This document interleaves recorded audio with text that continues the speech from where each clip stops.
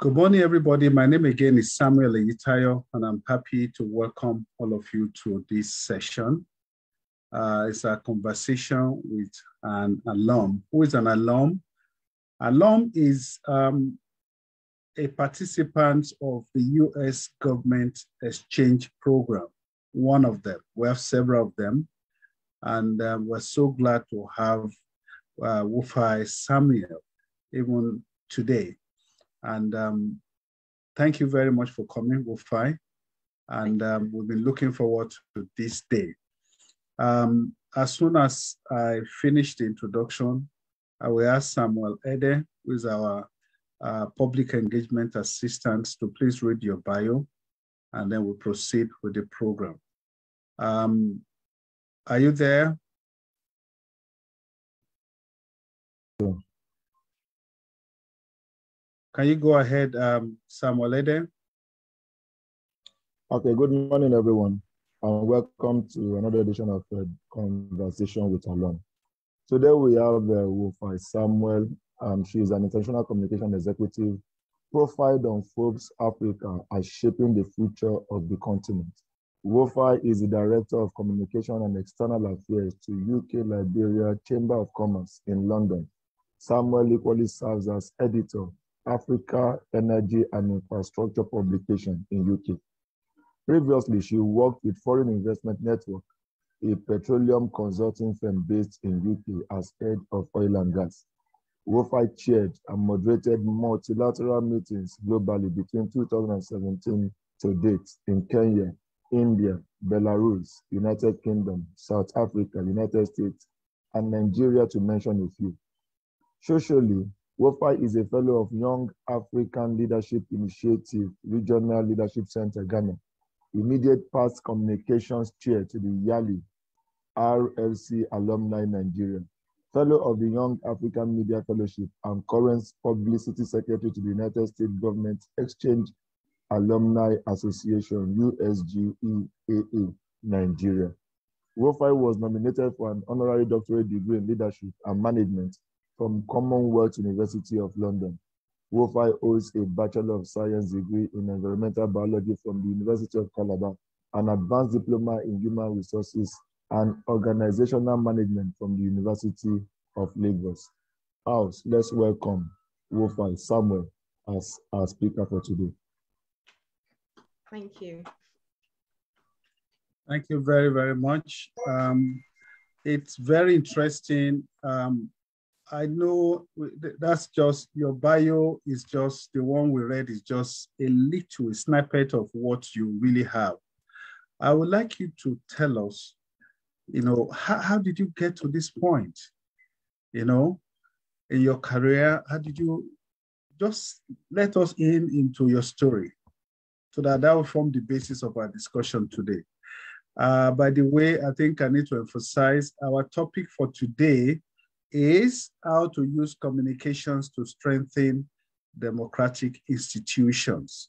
So please go ahead, Wofai, and let's hear your story. Thank you very much. Over time, I have been driven by excellence. I have always wanted to stand out from my peers. I always wanted to put Nigeria on the global map. So I chose the path of international communications. And like the other moderator read my profile, I had worked with several organizations, home and abroad, remotely and physically. Now, the reason why I chose this path, like I mentioned, was because I always wanted Nigeria to be seen in the Committee of Nations, home and abroad, and to a very successful extent, I've been able to achieve that.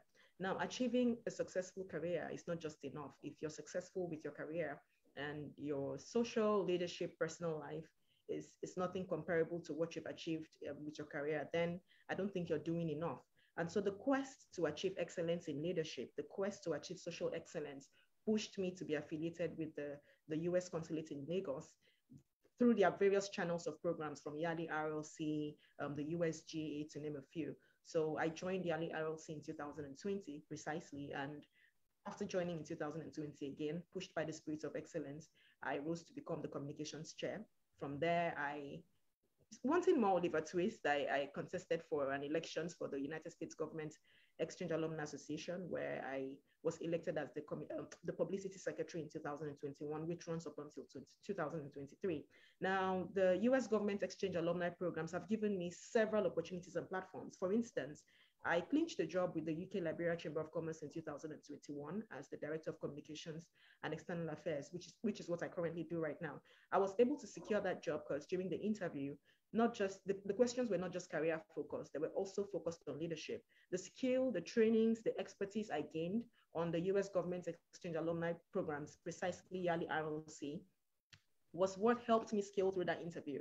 Over time, I have also risen through the ranks and files at several interviews that I've been able to attend. I'm able to balance up career and leadership. And so any employer who sees an individual who is able to express themselves boldly and confidently in the career space, in addition to having leadership intertwined, would always want to work with them. So in a GFA, excuse me, please. In summary, I'll just say that Yali RLC alumni, US government exchange programs have been a great contributing factor to my overall success in life. Thank you very much.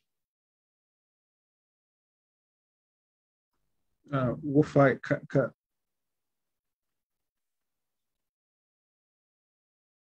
thank you very much.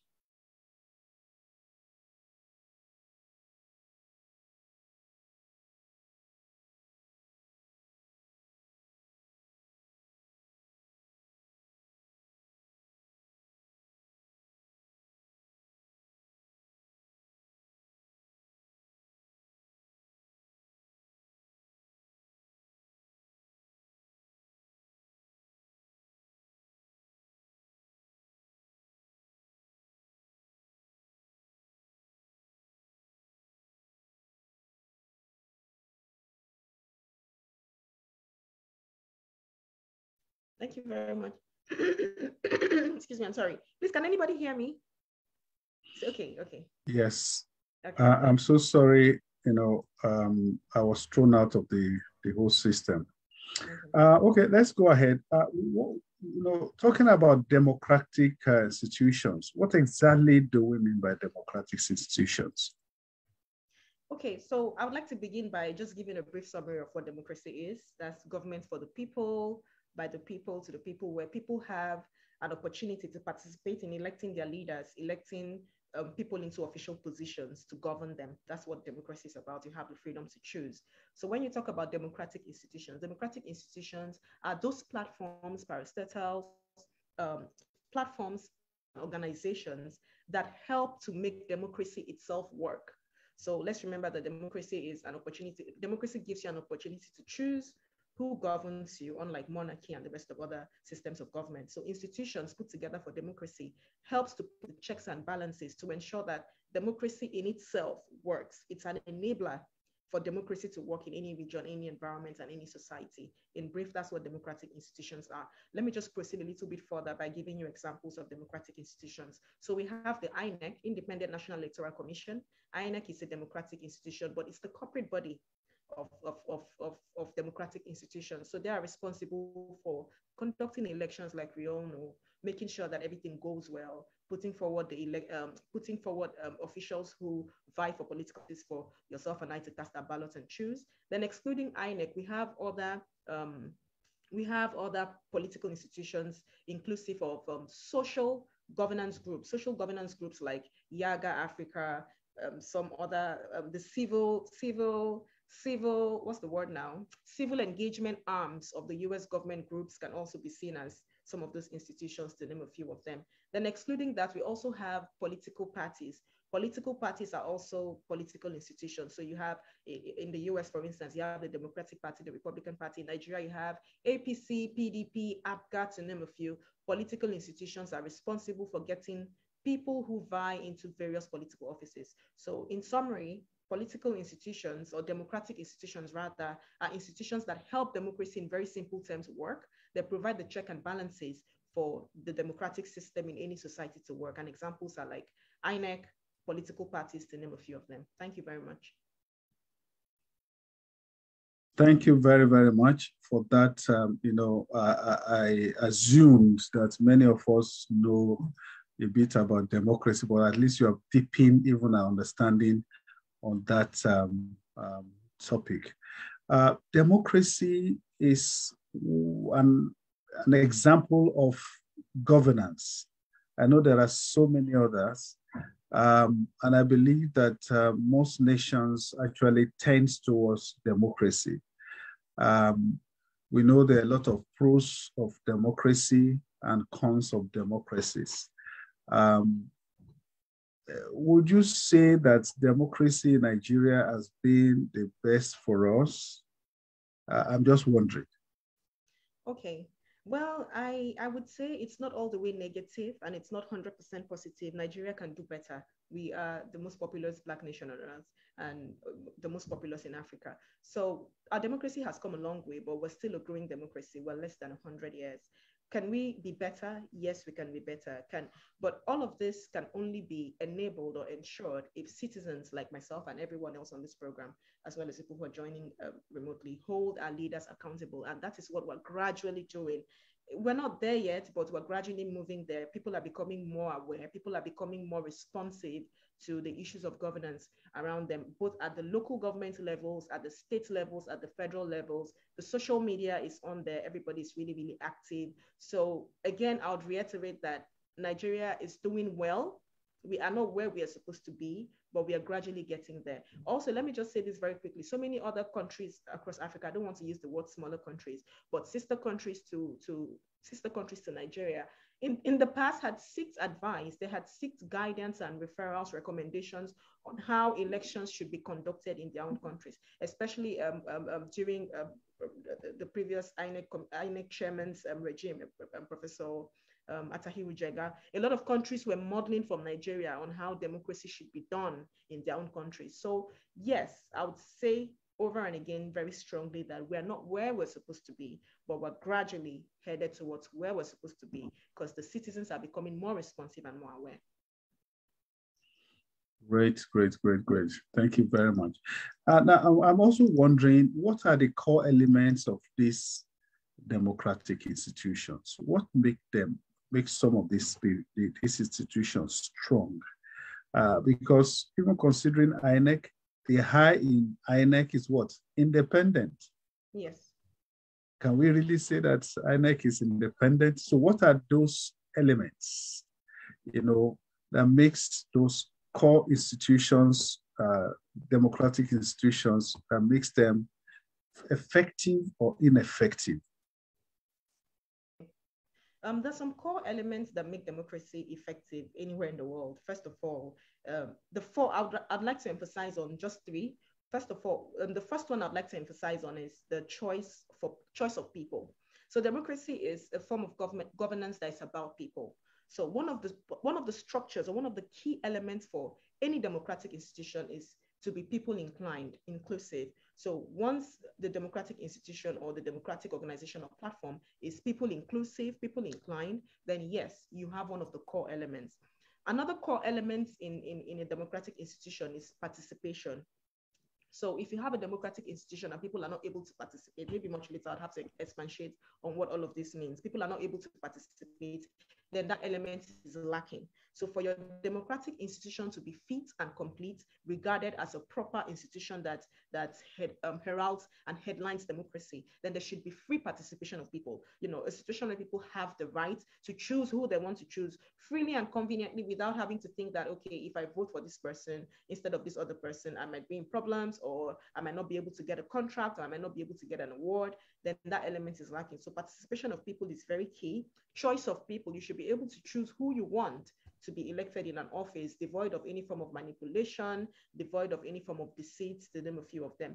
Then the third one that should also be present in any democratic institution is inclusivity. So inclusivity, what I mean by that is we have various sections of people in any society. So when you're watching TV very recently, you get to see that political parties are campaigning and trying to get all sections of people in the society together, whether you're talking about the LGBTQ or you're talking about so to speak, to a reasonable extent, people with disability. There's no disability in disability, but we use the word. So people with disability, people who are less educated, so to speak, from the less advantaged communities, to name a few of them. That's inclusivity. So if you're putting together a democratic institution or a political structure, it has to be inclusive. It should be devoid of any form of what's the word now? Devoid of any form of sectionalism, devoid of any form of discrimination. So as long as you have a political institution where people have the freedom to choose who they want, that's choice of people, choice of participation. Participation meaning you can be a part of any political party. You can be a part of any political party, and you can also it helps you participate in an inclusive system. Then you have the core elements in place. Thank you very much. All right, thank you very, very much. For those who are just joining us, we have Wofai, Wofai Samuel. Wofai Samuel is an international communications executive, and she's also an alum of the US government in Nigeria. Today, we're discussing a very important topic, how to use communications to strengthen democratic institutions. As you all know, the country is gradually moving towards another election.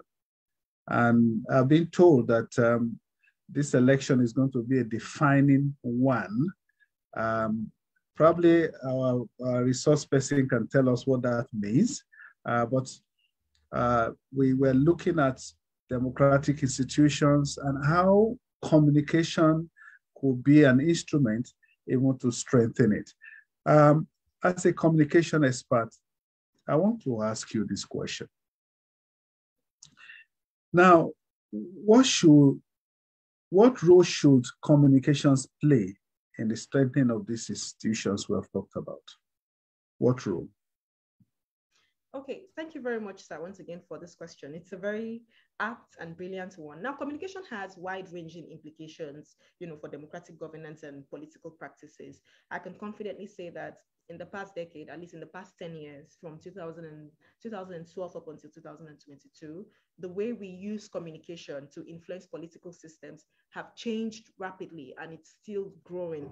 Now, when we talk about communication, we could say communication media, they're almost one and the same thing, but for the media, we deal with the print media, electronic media, social media, and of course, non-traditional forms of media. But communication goes a little bit more extensive. Anybody can be in the communication space. All the alumni members here can actually communicate about a particular policy they want, what they want to see work with the government, what they don't want. So communication is a little bit not as streamlined as media. Anybody can be involved in communication as long as you can communicate your thoughts process, you can express yourself. So I think the core roles that communication has to play for our polity is, number one, transform the political media system. So what I mean by transforming the political media system is, let's assume that myself and 10 other alumni members are part of this program, and we're working together on a project that has to do with civic engagement.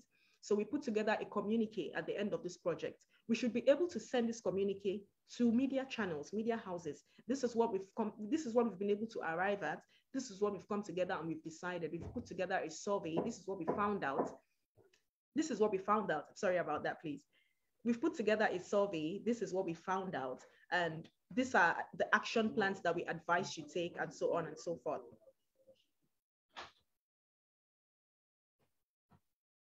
Okay, so we put together a communique, for instance, send it to these various, I'm sorry about the distractions on my background, please.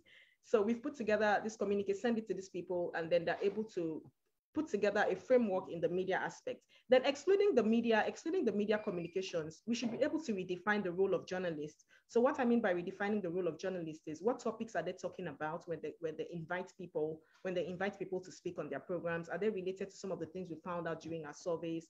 Away from that, communication should also be able to redefine the way elections are contested and how citizens engage. So what I mean by defining the way elections are contested and how citizens engage means, we define the way elections are contested and how citizens engage. So people who are communication savvy to a reasonable extent have more information than people who are not communication savvy. So how you're able to communicate your ideas to the public, to a cross section of people goes a very long way. Now, for people who are skilled in communications like myself and a few other people, almost every other person who's on the program, how do you communicate these ideas to people in the rural areas, to people who do not have as much opportunities as we have to participate in the electoral process? We should be able to enlighten them. Okay, don't just take monies from people because you want them to give you monies to vote, and then you're voting and putting people in power and in places who cannot represent you and give you the basic things you need. You should vote people based on their antecedents, based on what they're doing. We as communications persons should be able to chart that direction. We should be able to chart that course and chart that change. Then finally, I would say communication must, another core element of communication for political system is it should be collaborative and inclusive. Again, I keep talking about inclusivity. So you don't necessarily have to be an expert to be able to communicate your thoughts, to be able to express yourself. You don't necessarily have to be schooled in communication to be able to express yourself. Communication in general, we should be able to talk to people and then tell them what they're supposed to do, and then they take it up from there. Thank you very much, sir. All right, thank you very much. I want to appreciate all of you that are listening to us today. Please, if you have any question, please raise your hand. We'll be taking your questions. Wofai is ready to enlighten us on this very important topic. Whenever I hear communications, my thoughts always go to media houses, even social media, but you've gone a little bit further. That we can, word of mouth is part of communication. Okay, so I would like, is there any other person, any person who would like to ask any question?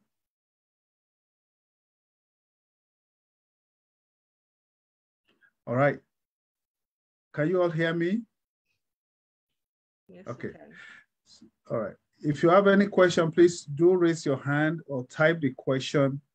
Okay, I can see Kaide Abdullahi. All right. Kaide Abdullahi, raise your hand. Can you unmute yourself right away? Kaide Abdullahi. All right, let's go to American Corner. Okay, we can see that. So type your question. It said there's noise where you are. Okay. Oshogo.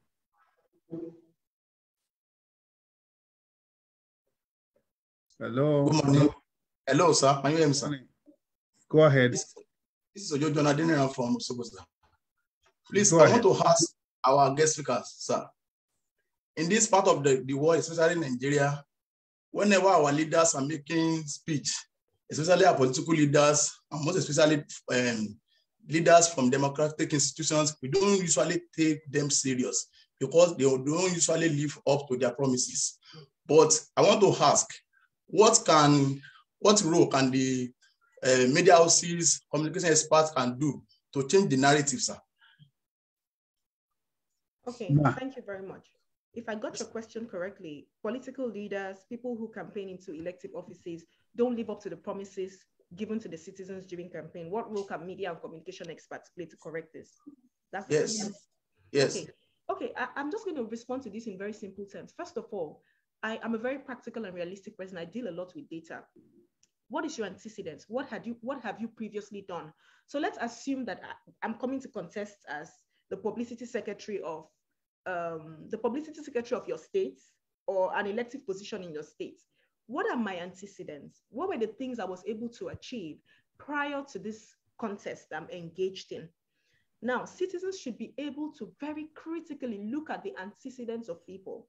But I think one thing that is really missing or lacking in us Nigerians, inclusive of myself, is we do not really take the time to review the things people have done. So we get easily carried away by the nice and fancy things and big grammar that people speak and promises people make, because a lot of times it's human nature. We just want to hear nice things. But a lot of times, I think we should sit down and categorically analyze what these people had previously done. Again, we're not there yet, but we're gradually getting there. If we're able to analyze categorically what they have done with a lot of patience, taking meticulous time and attention to this detail, it would help. But like I did say, it's not an easy process because human nature, naturally, Nigerians, we like to hear things that are soothing and pleasing to our ears, whether or not they are real, whether or not they are correct. So I think if we take these gradual baby steps, like looking into the antecedents of people, categorically reviewing the things they did previously, then we would be able to make an informed decision. The second thing I want to say is people might say, okay, how about people who had been in offices and they had done like really well, or so to speak, fairly okay? If they had done fairly okay, what were the promises they made before they came into office? Let's say they made 10 promises. I'll give you a typical example. President Muhammadu Buhari came into office with 3 basic campaign mantra and agenda: security, economy, and education. How far have we gone with security? You should be able to analyze that. These were your campaign promises during the last regime. How far, on a space of 100, what were you able to achieve security-wise? You tick. What were you able to achieve economy-wise? What is inflation rate in Nigeria like? Can an average Nigeria survive on 3 square meals every day? So if we're able to make all of this analysis, we're able to make these comparisons, then we will be able to balance our decisions, and political, political leaders, people seeking elective positions would understand that we know what we want. We can make this analysis, we can review our data, and we can choose effectively. Again, like I said, it's a gradual process because it's not a culture we have imbibed here. So we have to take very gradual steps to accommodate that. Thank you. I hope I've been able to answer your question.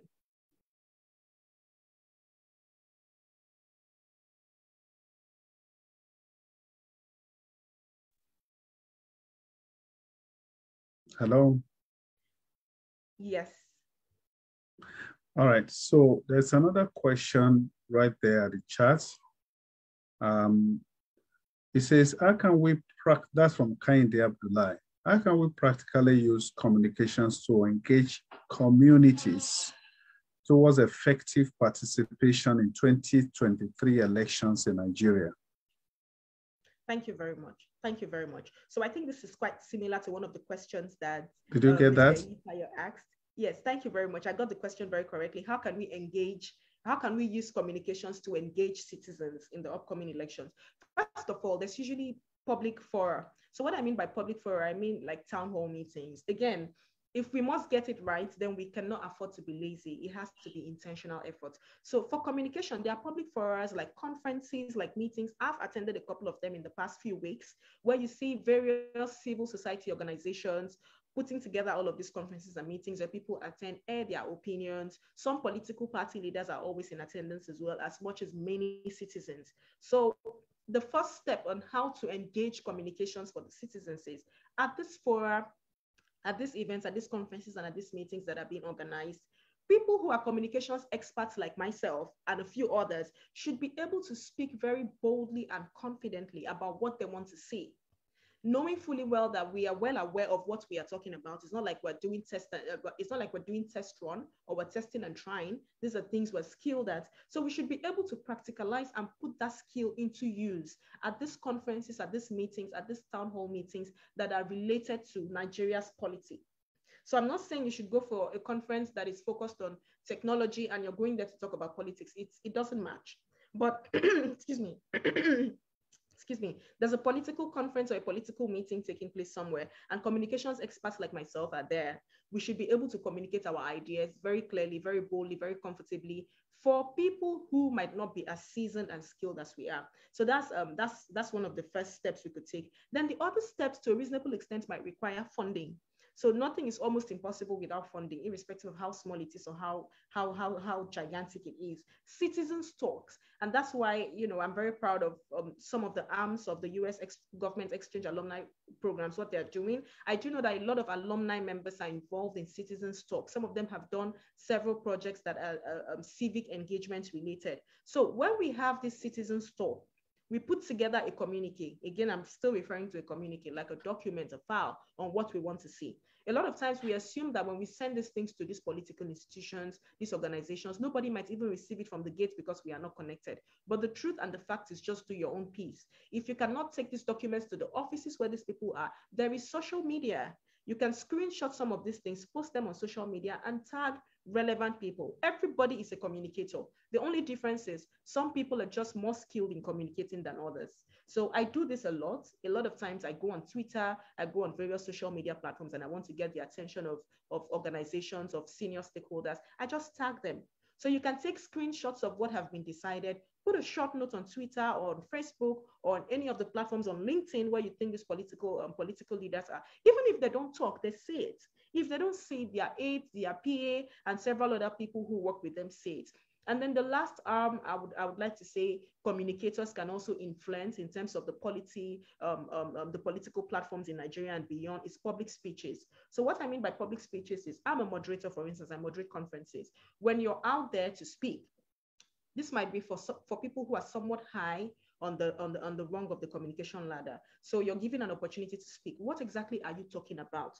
What does your speech entail? What are you trying to communicate? For instance, I'm on this program and I'm being asked several questions. What are some of the kinds of messages I'm putting out? You have to be very intentional about the kinds of messages you're putting out, because you never can tell. I don't know who is watching this program, who might pick something from me. So in summary, I'll just say 3 things communicators should do. First of all, engage more at conferences, meeting various fora that are politically inclined or that shape the polity, and make your voice known clearly. You should be able to speak, make your contributions always known. Then citizens talk. When you engage in projects, when you engage in a lot of civic engagement activities, you've put together a communique, you've put together your ideas, you've written your ideas down. You can screenshot these ideas. You can put together the entire PDF file on social media and make sure you tag relevant people. I do that a lot and it works for me. And then the final thing is public speeches. That's for people who are slightly high up there on the rung of the ladder. Make sure your messages are intentional when you're communicating about policies, the political systems, and so on. So I hope I've been able to respond to your question appropriately. Thank you. Thank you very much. Samuel, can we ask Port Harcourt to please go right ahead? Port Harcourt.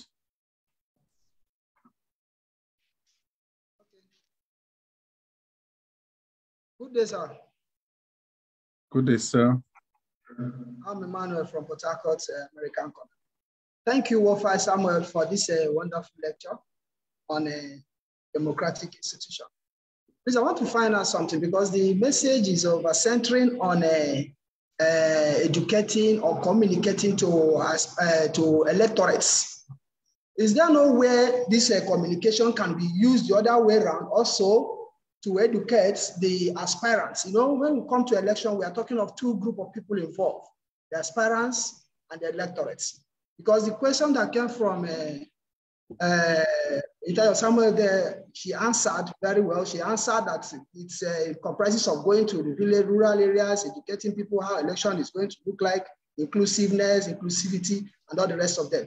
The other way around, to the side of the aspirants, the people contesting, is there no way this can be used to also educate them? Thank you. That's my question. Not only to the people coming out to vote, but to the people contesting. Can this communication affect them in one way or the other? Yes, absolutely. That's a very brilliant question. Okay, so if you've been following what has been happening on the political scenery in the past few months, there's been so many debates. So there's political debates everywhere, especially countries who are inclined, who have democracy as their system of governance. So whether it's in the US, you see a political debate between past President Trump and the current President Biden. So there's a debate. In Nigeria, it's the same thing. We've seen several debates between various political parties. I've personally been a part of the debate. Yesterday, there was a debate on TV for Ekiti State. So when you talk about communication, communication goes 2 ways. If I'm on this program and I'm communicating, I'm talking to you. And at the end of the day, I'm talking so fast, or my points are so cumbersome that you cannot understand. Communication has not existed. I must be able to communicate my points for you to understand. And in turn, there should be feedback. You should be able to give me feedback, like you're asking questions, I'm responding with are my answers clear? Are they appropriate? Now, for the electorate, one of the ways we've been able to engage them, or one of the ways the system has been able to engage them in communications, is with the public debates. So at the public debates, they get to bear their minds on what they want to do for the society, what their aspirations are, what the terms of engagement with the people would possibly be like, what their agenda, 4 points, 10 points, 12 points agendas are. So debates have served as a very, very fundamental and a very, very pivotal way of engaging political leaders. Now, for the debate, who is moderating the debate? So I've seen a few debates from channels. I've seen from Arise TV. I've seen from NTA, where the communicator is asking them questions. There's also room for citizens to also question the electorates. Yes, the electorates, the people who are vying into political offices. So debates are one way that provide two-way mechanisms for us to talk to them and they talk back at us. The other second way that these people are engaged, probably we didn't take note of, is interviews. So every other day, there's a political stakeholder on one television channel. So you're either doing a live interview, or you're doing a recorded interview, or you're doing a remote, a virtual interview. So another way that we get to engage these people is by having interviews with them. Now, I'm a communications practitioner. I'm not exactly a media practitioner. I'm not linked to any of the traditional or social media platforms officially. But for a magazines company that I work with, are there questions I want to inquire about from these political parties or these stakeholders? That's my way of communication. For the conferences that I moderate, if they are politically inclined, what are the questions I'm asking the attendees who are political stakeholders? So you can engage them by way of interviews. That's me communicating to them and they're communicating back to me. By way of public debates, that's them also communicating to me. Then the final thing I want to say is, when we see campaign posters, we see campaign like jingles like shots, video productions on TV, highlighting what they want to do. These are the people seeking electoral position also communicating with us, because their campaign posters gives us the message. It tells us everything they want to do, what they seek to achieve. But a lot of times we see these things as very meager. We see these things as minute, so we don't take note of them. So I think moving forward, what we can do to strengthen the communication from their end is intensify the kinds of questions you ask them during interviews, and make room for inclusivity. I keep talking about inclusivity. Inclusivity meaning you are watching the program, you have an opportunity to call in. Whether there's hallback or there's no hallback, you can put your questions on a scroll bar. You can put your questions on Twitter and the moderator is taking your questions. So that way, you are indirectly asking these people about their plans, their agendas, without directly talking to them. I see that on several other TV channels. So if we're able to employ some of these to a reasonable extent, basic steps, we will be able to engage people from the other side on communication, and not just us in front of the camera during the communications. I hope I've been able to answer your question anyway. Thank you. Yeah, thank you very, very much. There are about two questions from the same person, Abiodun. Is it lawful for an executive director of an NGO to be a member of a political party? And how does this impact on his or her ability to communicate fairly on political issues? Okay. Is it lawful for a member of an NGO? Executive director. Okay, executive director of an NGO to be in a political party. Okay, that question is a little bit dicey. Now, I would say there is absolutely nothing wrong with, in my opinion, from my perspective, there's absolutely nothing wrong in having the executive director of a non-governmental organization as part of a political party, because at the end of the day, the change in these political parties are to be done by yourself and I, by even people who are in NGOs. It depends on what the NGO is. What is your mission? What is your vision? What do you represent? What do you stand for? As the individual, is it somebody who can easily compromise? There's lots of people who do not necessarily believe in ethics. A lot of people, the way they do things are not very ethical. Is it somebody who is ethical? Again, it goes down to the individual. But on a general view, generally speaking, there's absolutely nothing wrong for me as the executive director of my non-governmental organization involved in a political party. Who knows?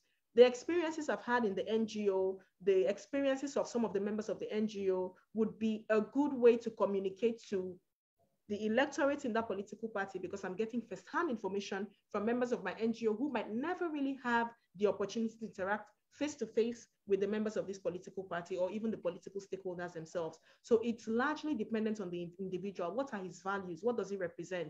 What does he stand for? What is his mission? What is his aim? What is his objective? Also, what is the nature of the NGO? But generally speaking, like I said, there is absolutely nothing wrong with an executive director of an NGO getting involved in a political party, as long as he's not doing anything illegal, he's not stepping on toes unnecessarily, and he's not compromising on standards. We should all participate in politics, actually. Thank you. A follow-up question. Is there something like safe communication? Because it is possible to get into trouble with politicians or policymakers, especially when you are saying the truth. Give tips for this, if available. Is that something like what? I didn't get the question. Is there something like safe communication? Okay. The question is on the chat box. Okay, thank you. Is there something like safe communication? Okay, so, well, generally speaking, no communication is safe.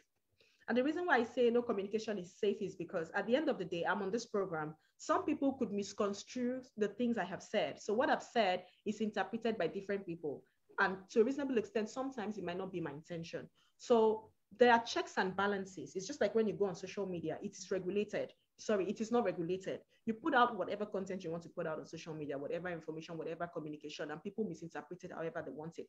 But you as a person, knowing your audience, knowing the kinds of people you're speaking to, you should be able to regulate what you say. You should be able to regulate the content you're putting out there. So if you're able to regulate that, you put some checks and balances, you dot your T's and cross your I's, you talk very cautiously. What's the word now? Gracefully, you know, you're measured with the kinds of things you say. To a reasonable extent, you're safe. I always tell people the things you've never said can never be used against you, so to speak. Like, people don't judge you necessarily with your body language. People judge you first with the things you say before they look at your body language. So whatever it is you're uttering, you must be very, very measured about it. So that way you're able to balance the equilibrium. You're not going overboard and you're not going underboard. But when you talk about safe communication, I don't think any communication is safe until you're able to put in some level of measure, some level of cautiousness when you're passing your message. Otherwise, it could come across as maybe rude, disrespectful to whoever you're passing the message across to. Thank you very much. I wouldn't want us to wrap up this session without talking about misinformation when you're communicating, particularly during elections. Just this morning, if you listen to the news, there was a news about the vice president resigning and quitting the party. The spokesperson for the vice president was able to debunk that. So the question now is, the issue of what role can misinformation play during elections? Okay, so misinformation can also be termed, fake news, something that has no facts, no facts, no data, no statistics, not true, unfounded. Now, misinformation hits up the polity. So what I mean by misinformation hits up the polity is a lot of times people don't have the time to research the details. So you give me an information, oh, the vice president has resigned. Do I have the time to Google to see if it's true? Do I have the time to source information from other news channels to see if it's true? Do I have the time to put calls through to other media or communication practitioners to get the details of that message or that information that has been passed? So in a misinformation, fake news, it hits up the polity. Hits up the polity in the sense that it creates a lot of tension. Everybody is tense, everywhere is tense, and then it affects your decision-making mechanism. So you get an information about a particular political stakeholders that he embezzled money while he was in office, whereas that's not exactly true. Probably the amount of money he took was because he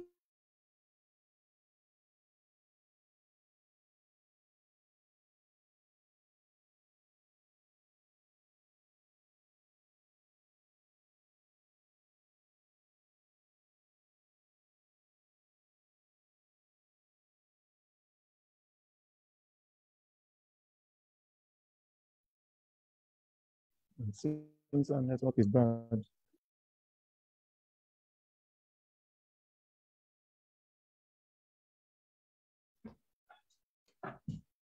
Hello?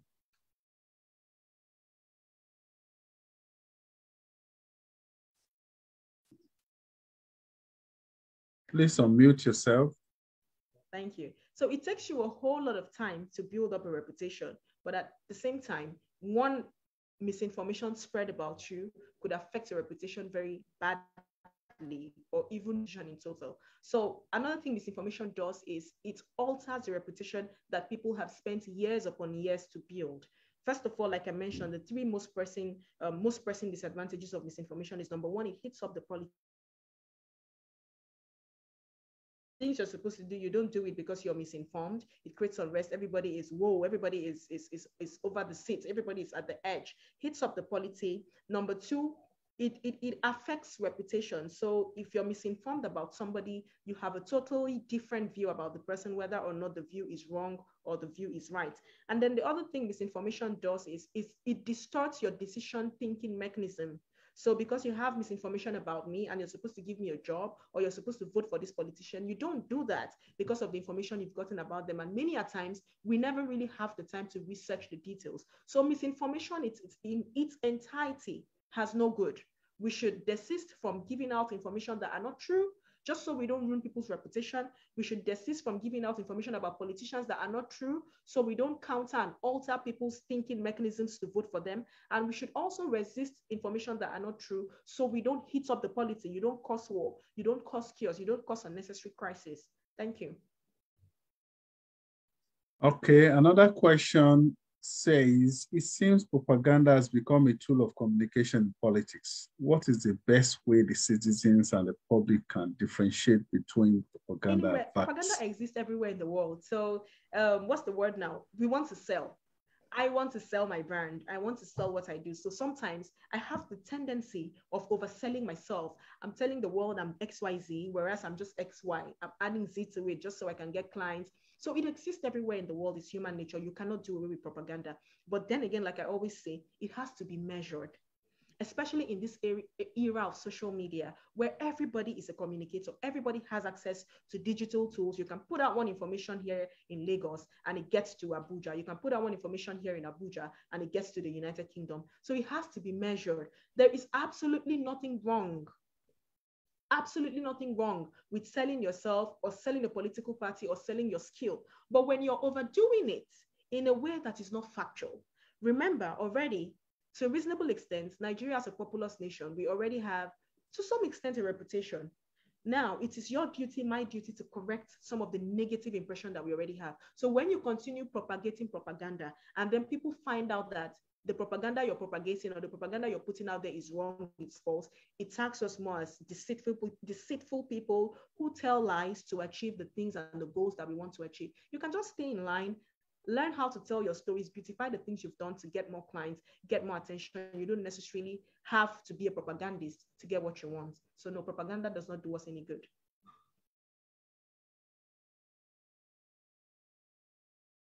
Thank you.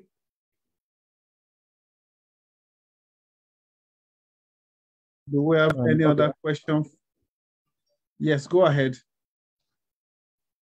I thought you disconnected. I wanted to just step in.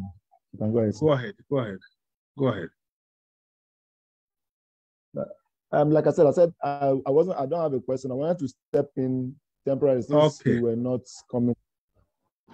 All right, thank you.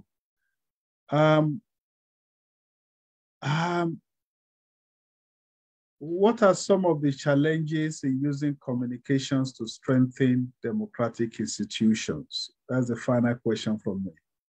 Okay, so there are lots of challenges. So the first challenge I'd like to start with, which is very synonymous to whether media practitioners or communications practitioners like myself, is funding. So I'll give you a typical example. I'm interested in covering stories for a particular political party, maybe the ABGA, maybe the APC or the PDP, and I do not have requisite funds.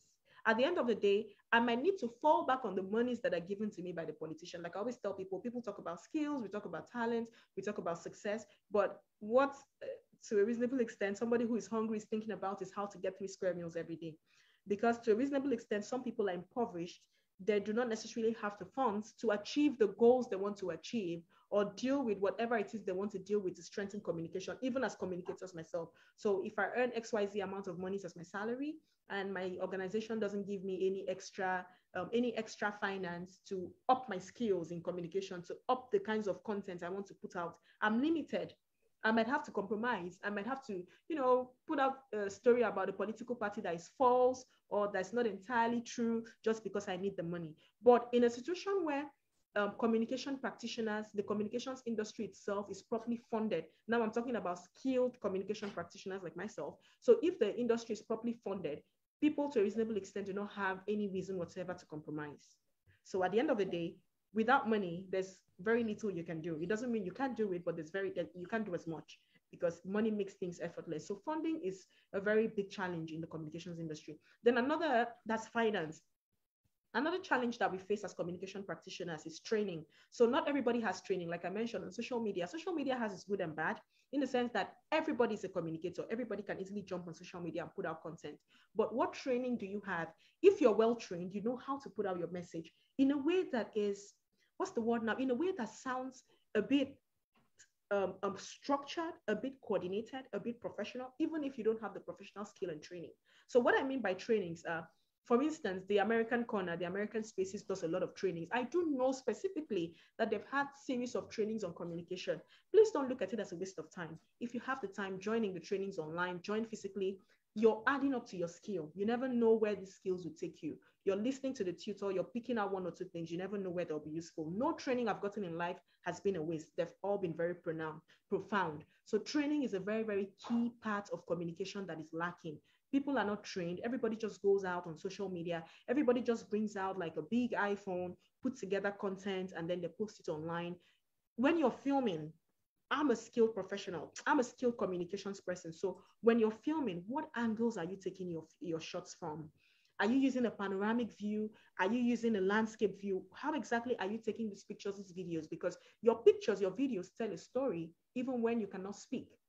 So if people are skilled, if people are trained rather, they would be able to know how to shoot videos to tell the exact story, communicate the exact messages they want to put out. They'll also be able to know how to put out written messages on social media in letters. For instance, I did a broadcast on our social media groups this morning about this program.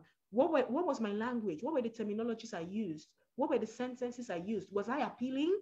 Or did I come across as being forceful? Oh, you must join the program. No, was I appealing? So if you get training, you'll be able to know the right words to use as a communications person at the right time. So that's another challenge we face. And very quickly, I'll just talk about skill as well. So when I talk about skill, a lot of people don't hone their skills. So I attended a training at the American Corner, for instance, on communication, and I'm done. Are there some things I can practically put into use? Are there things that I can practice every single day? Again, it has to be an intentional effort. So that's another challenge that we face. I've talked about finance, I've talked about training, I've talked about skill. And lastly, I'll talk about confidence. So a lot of times we look at ourselves as though we're not good enough. Okay, Wofai is a communications person and she's a professional, she's well-trained, so I can't compete with her, I don't measure up. No, you do measure up because Wofai started from somewhere. Everyone started from somewhere. Everyone has like a beginning. So you have to build in your confidence as a communications person so that where people are seated and they're talking, you too can make your own contributions. One thing that is lacking, that I see lacking with a lot of media practitioners is confidence. They don't have the confidence, they don't have that boldness to express their thoughts, to express what they want. They have it in their heads, but you're not able to put it out there to the public. So groom your confidence, work on your skills, get more training. And of course, in the side of funding, I would not say fund yourself. There's so many platforms, there's grants that are for communication practitioners, apply for them. There's a lot of what's the word now? Low budget. No, I won't say low budget. There's a lot of platforms that ensure that people get trained and skilled in communications without necessarily spending so much of money. You can always enroll on such platforms. Thank you very much. I hope I've answered the question. Wow. Thank you very, very much. It has been a wonderful time. Our time flies. It's already 1 hour. Can you imagine that? Do we have any other question? No. I can see Fine Face is there. It's one of our alum who also has participated in this program before. There are some comments there. Please read it. I also can see one of our good friends, Ambassador, I saw his name just now. Has he left? Okay, I think he has left. Who also is an alum. thank you also for coming. For all the American spaces, I want to appreciate you as well. Wofai, thank you. You have really done quite very well for us today. You have also told us about events that will run at American spaces. And let me just share my screen with everybody to tell you of a program that we're running currently. Can you all see my screen? Great. We're having the organizational effectiveness workshops. There are 13 in number, 13. And we started on the June 27th of this last month. And sincerely, we had a wonderful time with the first workshop, leadership development. We are on starting a nonprofit organization. If you have not registered, registration is free. All you need to do is just to go to bit.ly NGOOE workshop, NGOOE workshop, and it's all in caps. And then you're able to register or go to our Facebook page, and you can easily just click or scan the code and you register. We have 13 courses lined up to January next year. And it's going to be Monday, Thursday, 11 a.m., every Monday, every week from now till January. So I plead with you to please join us. There are wonderful things you can learn even from these courses. Thank you once again. Wofai, do you have last word for us before we say goodbye to our listeners? Thank you very much, sir. Thank you for the opportunity. I'd like to say big thanks to the American Center at the U.S. Consulate Lagos. Thank you very much, the director, Mr. Yitayo. So to everyone who is here, I registered for my PVC. I don't have my PVC yet. It's the first time ever in my life I'll be getting involved, like casting a vote for any politician. So I got my PVC I registered for my PVC on the 30th of June, 2022. So I'd like to encourage everyone, the process is still on. Please register to get your PVC. Don't feel like your vote does not count. You're a citizen of Nigeria, and by all means, I want you to participate in the political process. Like I mentioned previously, I was not interested, but with the way the country is going, for myself, I have to be involved. I want to cast a vote. So please get your PVC. The second thing I'd also want to say to us before I say goodbye is build your confidence. Don't ever feel like you're inferior to anybody. If there's anything you want to achieve, put your mind towards it, get the requisite training, get the skill. You would be able to face anyone. You'll be able to talk to anyone. You'll be able to face your political leaders. And lastly, if there are political meetings, if there are fora conferences you think you can attend to make your voice heard, by all means, please attend and ask questions. When you're in that room, try as much as you can not to be quiet. Always make your voice known. Always make people realize that you're there, but talk intelligently, talk from a very, very informed perspective. I'm very, very glad to have joined all of you for this program today. Thank you for the opportunity once again, American Space Director. I'm very grateful. Thank you very, very much. We want to thank all our directors in all American spaces for joining us, and all our guests, thank you very much for coming.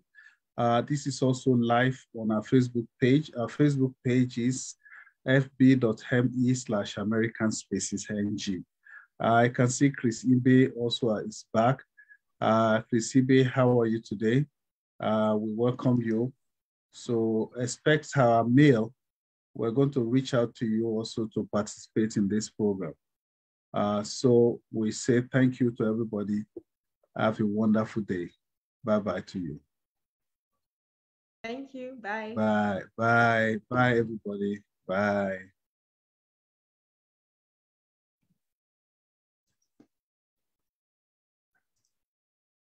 Bye-bye. Bye.